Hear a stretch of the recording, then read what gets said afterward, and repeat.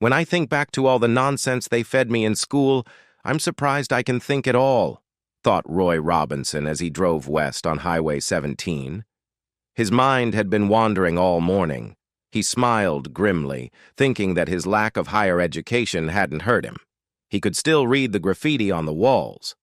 As a teenager and throughout his schooling, Roy had been taught that honesty, loyalty, and fidelity were worthy qualities that everyone should value and strive for.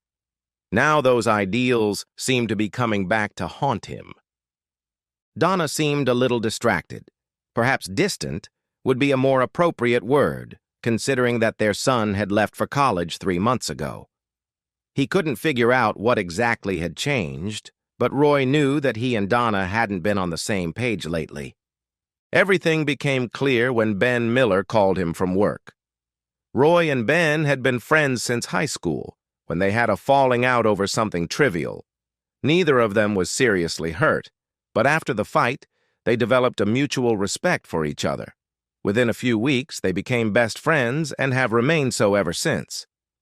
Ben worked at the same large insurance company as Donna. He was an actuary, and Donna worked in the IT department.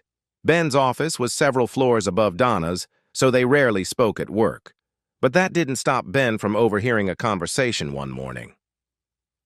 "Roy, you're not going to like this, but I wouldn't be a good friend if I didn't tell you what I heard," Ben said as soon as Roy answered the phone. "The other day, I had to drop off some documents at the reception desk. The taco I had for lunch decided to rebel as I was walking toward the desk, so I rushed to the restroom on the first floor. While I was in the stall, 2 guys came in, and I overheard their conversation. The guy named Jim was telling the other guy how he was going to spend the next 2 nights with a woman named Donna. She had some kind of seminar in Corning, New York, and he had convinced her to take him with her and share her room and bed." "That's all I heard, Roy. I don't know if he was talking about your Donna or if it was true," Ben admitted. "I'd like to know about that conversation if my wife's name was Donna." "That's interesting," Roy admitted, surprised. "Donna's leaving for Corning tomorrow for a course. She'll be gone for 2 nights. Now I'm worried." "I don't know what you can do," Ben replied. "If you make her stay home and tell her why, she'll just say I made it all up or that the 2 guys I overheard were probably talking about some other Donna. I think I'll take a couple of days off and go after her tomorrow. I have to find out if she's cheating on me," Roy said decisively. "Why don't you take my Camry?" Ben suggested. "It looks like a million other Toyotas on the road. Donna won't notice you following her." The next day, Roy woke up before Donna. He drove to Ben's house and swapped cars with him. Ben couldn't help commenting on Roy's modified Mustang with a Chevrolet engine and Dodge Hellcat front end. "What's wrong with you?" Ben asked, looking at Roy's car. "Who the hell does crazy things like that to a car? God made them to get you from one place to another, not to pamper them like Dallas Cowboys cheerleaders." "She's cute, isn't she?" Roy smiled proudly. "You're right about trading cars. Your crappy Camry doesn't stand out like Martha does." "You named your damn car?" Ben asked in surprise. "How old are you? You're still crazy after all these years." "When I drive Martha, I feel young," Roy insisted. "Yeah, I remember all the girls you had in school when you were really young," Ben replied sarcastically. "Did you ever go on a date?" "If you gathered all the girls I knew when I was single and brought them to your place for one night, you'd do much better than I did," Roy admitted with a laugh. "Just be careful with my car. I don't want any scratches on it." "No problem. I'll take my BMW to work. Maybe we can put that crappy Hellstand Camaro in the garage so I don't embarrass myself," Ben suggested. Roy returned home and parked near his house. He sat down and waited for Donna to leave. Shortly after 10, her car pulled out onto the street, and Roy followed her at a distance of half a mile. Roy felt pretty lousy following her. He had always trusted Donna, and spying on her just felt wrong, but he had to do it. 5 minutes later, Donna called him on his cell phone. "You left early this morning without even saying goodbye," she grumbled. "You know I'll be in Corning for 2 nights. I thought you could have at least kissed me goodbye." Not just a kiss, that would have been the least I could do, Roy replied sharply. You've practically ignored me for the last few months. A quick kiss is all I can expect from you. Are you sulking like a little boy? Donna asked. All you think about is sex. You never think about how I feel. Women like to be courted and fed. Your bang-bang thank you, ma'am, doesn't work on me. I need to be in the mood. Sure, Roy replied sarcastically. Let me know when you're in the mood, and if my mood matches yours, we'll have sex like rabbits. Not with that attitude, Donna growled. You'll be waiting a long time before you get anything. I don't have to. Roy hung up. Why should he listen to her nonsense when she was cheating on him? Why should he care what she said? He realized that he had already believed Donna's theory that she was cheating on him. His attitude toward her had changed dramatically in less than a day. If a woman refuses to have sex and treats her husband like shit, what the hell reason does he have to stay with her? Their son was in college and doing well. If Donna was denying him sex and communication, why stay married? Roy's phone rang again. He looked at the number and saw that it was Donna, so he ignored the call. She wasn't going to say anything he wanted to hear, so why answer her call? When the phone stopped ringing, he noticed that Donna was no longer driving on the road leading to Highway 17. She turned onto a side street and pulled into a paved driveway. As soon as she stopped, some jerk ran out of the house.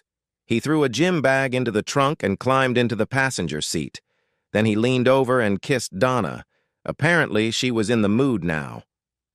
This is going to be 2 wonderful days, Jim Gamble exclaimed, pulling his lips away from Donna's and squeezing her right breast slightly. I can't wait to have you lying naked on your back. You're very enthusiastic, Donna replied with a smile, removing Jim's hand from her breast. We're too close to home to kiss and be romantic. Wait until we get further away.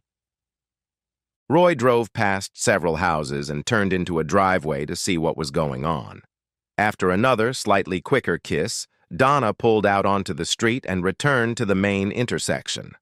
Turning left, she was now heading in the right direction, toward Corning. It looked like this jerk was going to accompany her on her 2-day trip. Roy was stunned. He wasn't surprised by her actions, only regretful and sad that it had ended this way. He considered going home. He had seen enough to understand what was going on, but he felt he had to see it through. Donna might say she was giving this pathetic bastard a ride to the bus stop or somewhere else. Roy was driving down 17th Street a few cars behind Donna when she moved into the right lane and turned onto the exit ramp. He had enough time to turn onto the same exit ramp. She pulled into a gas station and got out to fill up her tank. Roy parked across the street in the parking lot of a rundown bar and watched her. Donna had just returned the hose to the gas pump when her lover came out of the gas station with a plastic bag that Roy suspected contained drinks and snacks. As he approached Donna's car, 2 men ran out from behind the gas station.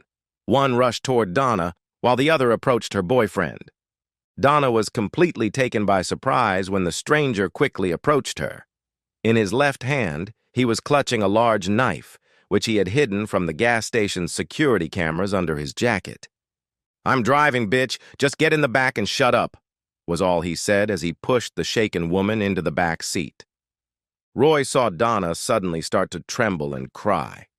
At the same time, her boyfriend, hearing something, shook his head and tried to push the attacker away. The man quickly punched the idiot in the stomach and shoved him into the back seat while he was still writhing in pain. Donna was quickly ushered into the other back seat by a man who approached her. As soon as she sat down and the door closed, the guy jumped behind the wheel and carefully pulled out onto the road. It was obvious to Roy that something was wrong between Donna and her boyfriend. Roy managed to gather his strength and began to follow them. He took out his cell phone to call 911, but the damn thing was dead as a doornail. He had a charging cable in his back pocket, but he didn't dare look for it, afraid of losing sight of Donna's car as it sped toward 17th Street, but this time on the eastbound ramp.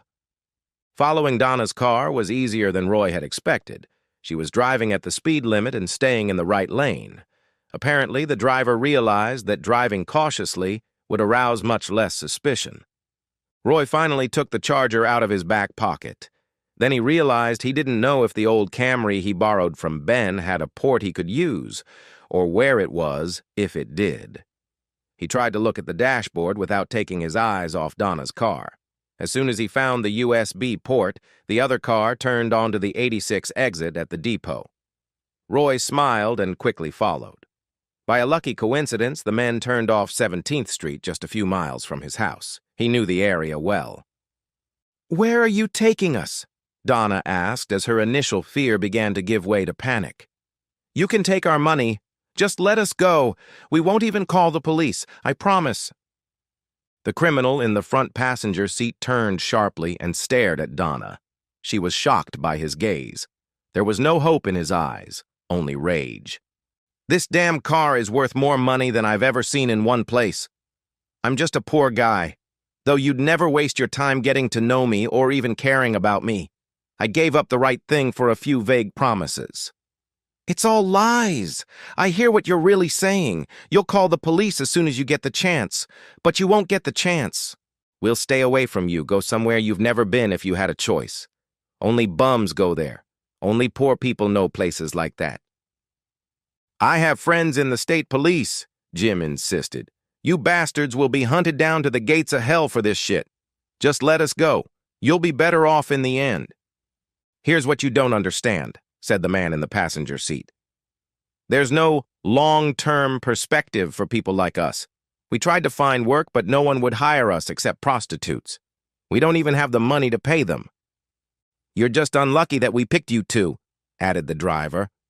"We took some money from a pharmacy near the gas station. Things got a little messy and our driver ran away, so we had to improvise. You were filling up your car and had the keys in your hand, so we chose you." "You robbed a pharmacy?" Jim croaked. "You won't get away with this. The police will put you in jail before nightfall."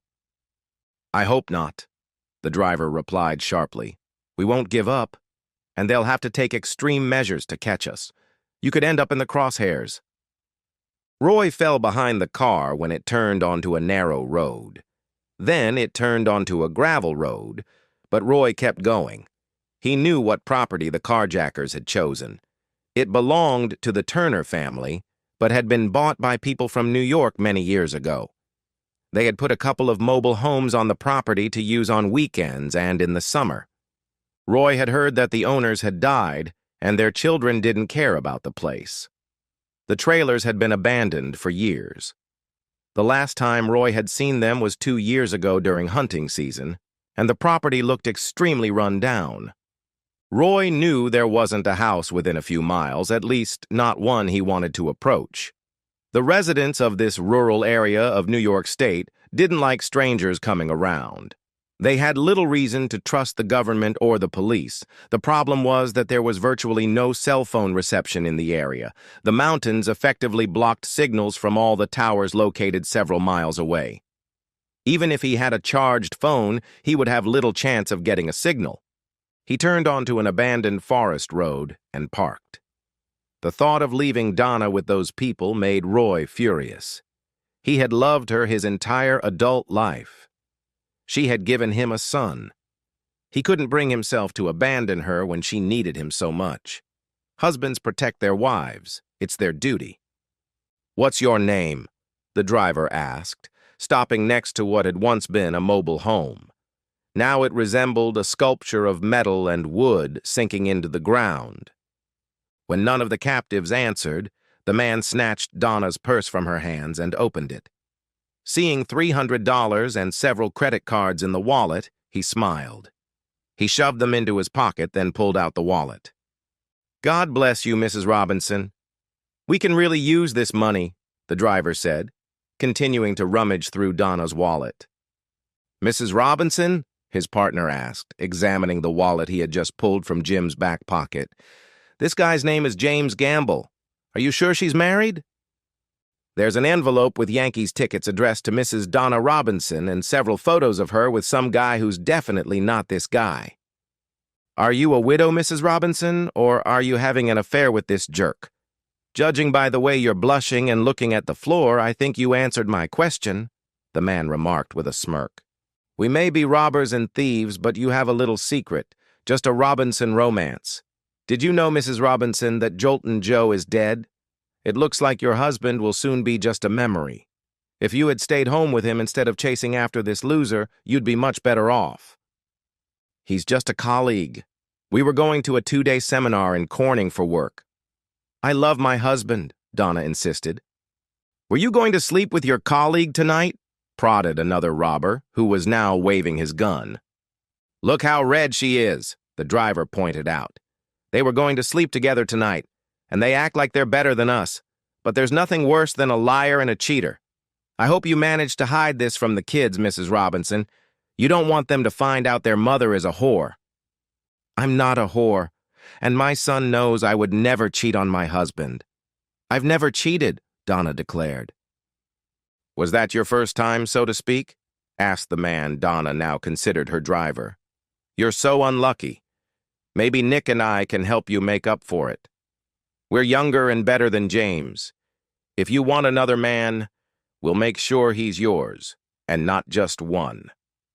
Guys, Jim began in a conciliatory tone, we don't want any trouble, but it smells like a cat toilet in here. Let's go to town, grab a bite to eat, and discuss the situation. I'm sure we can find a solution that works for everyone. No way, asshole. It stinks here because we sometimes cook meth. That's why we had to borrow something from the pharmacy. And we don't need your pathetic ass here, said the driver. Why don't you take him for a walk, Nick? No, you can't want that, Jim reasoned, trying to contain his panic. That's murder. What will your parents and friends think if they find out you killed a man? Are you kidding? Nick replied. In my small town, no one needed me. I was just my father's son. He died when I was 15, and no one cared about me. Come on. Jim glanced quickly at Donna, then made up his mind. He suddenly turned and ran. He hid behind a maple tree just as he heard a shot behind him. The bullet hit the tree next to his head. Several fragments pierced the skin on his neck. The burning pain only spurred him on, and he quickened his pace along the winding path through the woods. When the shooter realized he had missed, he gave chase, hoping to get a shot when Jim ran out into the open. He was younger and in better shape than Jim, so he had no doubt he could catch up with the fugitive before he got too far away. Suddenly, Nick tripped over a branch. He raised his hand to rub his forehead, but the branch hit him in the jaw. Nick staggered back a step or two and looked incredulously at the mountain laurel bush to his left. He caught a glimpse of a piece of wood before it hit him in the temple, and everything went black. Roy wasted no time making his way through the woods to the wrecked trailers. He almost tripped over a foot-long oak branch. Realizing it could make a decent weapon, Roy picked it up and took it with him. As he expected, he found Donna's car parked in a small clearing among the trees. Moving forward slowly, Roy could clearly hear the conversation. Roy heard the man with the gun order Jim to leave. He was clearly going to shoot Donna's boyfriend. Roy saw Jim suddenly rush toward the trees. Jim ran past Roy's hiding place just as a shot hit the tree next to Jim's head. Roy gave Jim credit. For a man his age, he was very agile. Roy was ready when the man with the gun ran out from behind the tree he had just shot at. Not wanting to kill him, Roy hit him with his oak stick, not using all his strength. To his surprise, the shooter was struck in the forehead but managed to stay on his feet. Roy quickly hit him twice more on the head, and the man finally fell like a sack of potatoes. Roy immediately backed away into the bushes, afraid that another gangster would come to his partner's aid. He sat motionless for over a minute. When no one appeared, Roy decided that the other man must not have noticed that his partner was in trouble. Roy carefully made his way through the bushes to Donna's car. It took several minutes because he concentrated on not making a sound. When he reached Donna's car, he peered cautiously through the windows. He was shocked to see Donna tied to a small, dilapidated porch. She was facing the structure, her wrists tied to a pair of rotten posts. Her kidnapper was cutting her clothes with a knife, and Donna was crying pitifully. Roy was surprised at how quickly his anger flared up. The bitch deserved what was being done to her, but Roy took no pleasure in her plight. Roy tried to come up with a plan while the man cut off Donna's last piece of clothing, her black lace panties. Donna begged the man to let her go and he hit her hard on her left buttock. The sound of his palm echoed through the forest. Then he did the same to her right buttock. Now Donna was bent over the old porch, her face buried in the rotten boards, her hair scattered around her. Roy had learned his lesson when the first guy he hit didn't go down right away. This time, he hit with all his strength. The man groaned and collapsed on top of Donna, who was now almost catatonic. Roy reached out to pull the man off Donna when the silence was broken by several loud sirens. Roy looked down the gravel driveway and saw an old Mercedes speeding down it at a speed that was far beyond reasonable. Several flashing lights approached the car, which disappeared from view behind the second trailer. Roy made a quick decision and hurried back into the thick forest. No one had seen him, and he didn't want to tell the police about this dirty business. He saw no legal or psychological benefit in getting involved in this mess. So he quickly made his way through the forest and returned to the Camry. Roy checked his cell phone, but it was still dead. That suited him fine. He obeyed all traffic laws as he drove back to Ben. "Ben, I don't want to talk much about how my day went. The less you know, the better," Roy explained as he handed the keys to the Camry to his friend.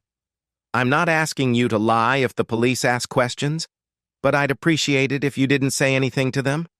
As far as I know, they have no reason to look for you or your car." Ben studied Roy's face for a few seconds before nodding. "I'm sure there will be a lot of rumors at work tomorrow. I'll keep my mouth shut until the cops come to me with questions. I have a family, and I can't risk their lives by lying to the police." "I would never ask you to lie," Roy replied. "I'm just asking you not to say anything to anyone. I appreciate everything you've done for me. It's good to have at least one loyal friend." "Okay, but I'll wait until everything settles down to hear the whole story over a couple of cold beers," Ben replied with a crooked smile. It must have been interesting. Roy returned home as the sun was setting. He reheated the leftover lasagna Donna had made for him and washed it down with a few beers. By 10 o'clock, he was in bed and asleep. "What's the matter with you, Roy? You can't answer the door in your underwear," shouted Donna's mother, Clara. "Oh, yeah, of course," Roy replied, slamming the door shut and locking it. He was halfway to his bedroom when the doorbell rang again. He grinned as he closed his bedroom door and stretched out on his bed. The incessant ringing of the doorbell was balm for his soul. It wasn't Donna and her parents, but they had raised that bitch. He would no longer put up with his mother-in-law's nonsense. Roy woke up to a bright, cheerful morning. He had already taken time off work because he was going to follow Donna to Corning. He shaved, took a shower, and then went about the usual business a man does when he realizes he can't trust his wife. He managed to find a lawyer who agreed to take his case that same day, so he spent the morning dealing with financial matters. Donna gave up trying to survive. Jim ran into the woods, and that crazy bastard chased after him and shot him. It was only a minute before the driver tied her hands to the posts of a rotten porch in front of a dilapidated mobile home. She was left alone with the psychopath. Unable to see what was happening, she relied on her hearing. The car braked, and the door slammed. She heard several voices that sounded like police officers ordering a man to raise his hands. He must have done as he was told, because there were no shots. The lifeless body of the man lying on top of her was carried away, and her hands were released. A police officer handed her a blanket and a bottle of water. She wrapped herself in the blanket and drank the water. Then the questions began. Donna explained how she and her friend Jim had been kidnapped at the gas station and brought to this place. She couldn't explain where the man who had tried to rape her had gotten the wound on his head. While she was being questioned, a second man was found on the trail. He had also been severely beaten. Donna again couldn't explain to the police how it had happened.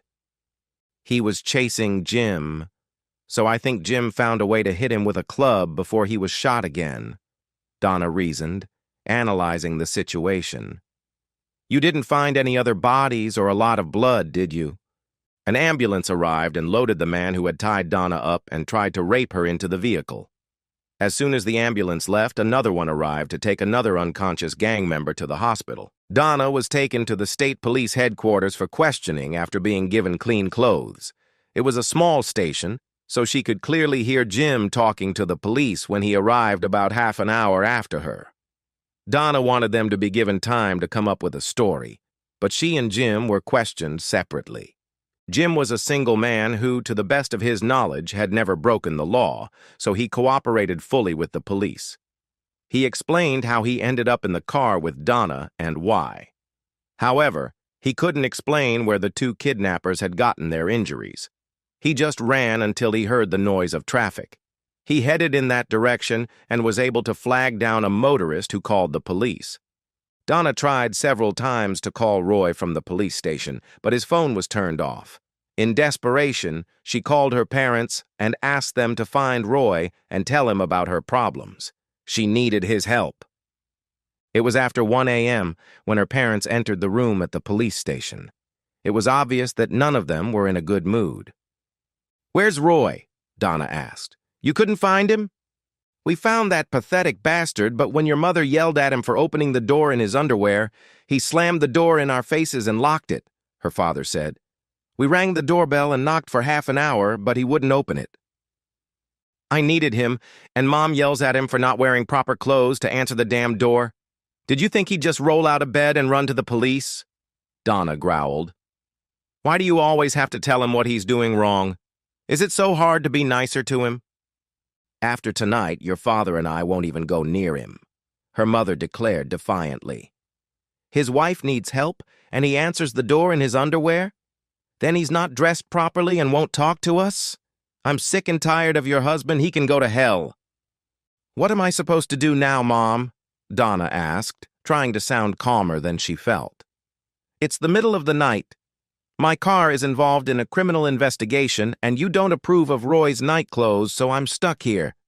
"Let's go home and get some rest," her father suggested. "We'll figure this out in the morning. I want to hear how you got yourself into this mess." When Roy returned home after meeting with his new lawyer, Donna was sitting in the living room. He nodded to her as he headed for the stairs. "Aren't you curious why I'm home?" Donna asked. "Why is your phone off? Why aren't you at work?" Roy kept walking. He went upstairs and changed into more comfortable clothes for working in the yard. When he returned to the living room, Donna was in tears. "I asked you some questions and I'm waiting for answers," Donna said angrily. "You can't just ignore me like you ignored my mother." "That was pretty funny," Roy replied with a smirk. "The old bitch thought she had the right to yell at me for not opening the door the way she wanted. I think she realized she shouldn't do that anymore." "Funny?" Donna repeated.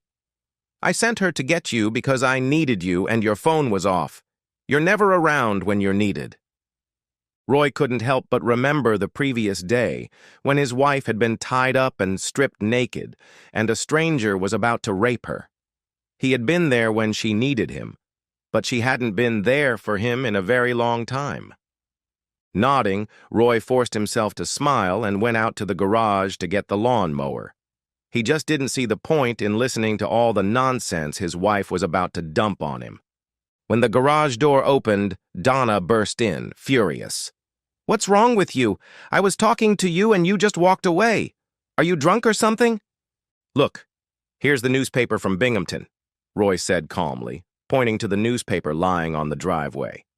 "Read this nonsense, then we'll talk, bitch." Donna was shocked by Roy's tone. He had never spoken to her like that before. He had never even sworn in her presence. With undisguised anxiety, she picked up the newspaper. The headline was alarming. The article itself was even worse. Roy had already read the newspaper at his lawyer's office, so he knew what it was about. In short, it was pretty simple. Donna's lover had sung like a canary.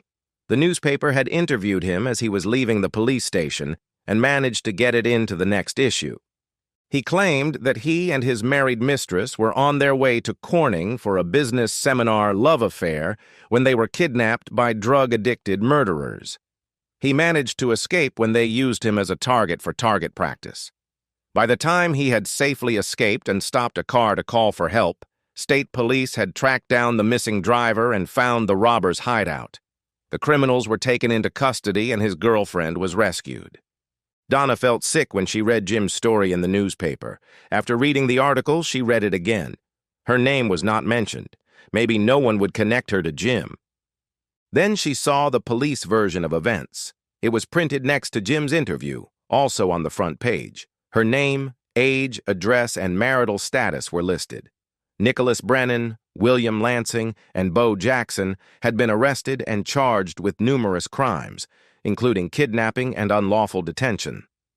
There was no mention of why Jim was with her, but after reading both articles, the whole sordid story became clear. The only mystery that remained was how the two kidnappers had been knocked unconscious. The police suspected that some kind of Good Samaritan had knocked them unconscious, but they couldn't explain why he wasn't there when they arrived, and they had no leads to identify him. Donna was so engrossed in reading the articles that she didn't notice Roy pulling out the lawnmower and starting to mow the lawn. She staggered back into the house, sat down at the kitchen table, and waited for Roy. While she waited, she noticed two suitcases standing by the back door. An hour later, Roy came in from the garage, went to the refrigerator, and took out a beer. Donna tried to catch a hint of what he was thinking in his eyes, but saw no emotion. "I'm sorry," Donna began. "I humiliated myself and put you in an awkward position. I didn't want it to turn out this way. It hurts me to see you suffer. I wish there was something I could do to make you smile again." "How did you humiliate yourself?" Roy asked quietly. "What were you trying to achieve? And how is that different from reality?" "Don't be modest, Roy. It doesn't suit you. I ruined everything. I was almost raped and killed. I was hoping to spend 2 nights in the arms of another man," Donna confessed. "It would have been my first time cheating on you. If it helps, Jim and I never had sex. I've never slept with anyone but you." "I understand," Roy replied. "You fell in love with another man. You just had to sleep with him. You left me for that, Jim. It's like a kick in the ass, if you know what I mean." "No, I never stopped loving you, Roy. I don't feel anything for Jim. He was just a guy who satisfied my needs. I never intended to leave you," Donna insisted. "If you love me, give me another chance." "Don't talk to me about love," Roy growled. "I've heard all those words before, but they mean nothing. I'm not going back to feelings that are dead. If I had never loved you, I would never have cried. Now it's over. You turned my heart to stone, or rather, to a cursed stone. Now it's a cursed island, and it's all because of you. You know what? It doesn't matter because stones don't feel pain. Islands never cry.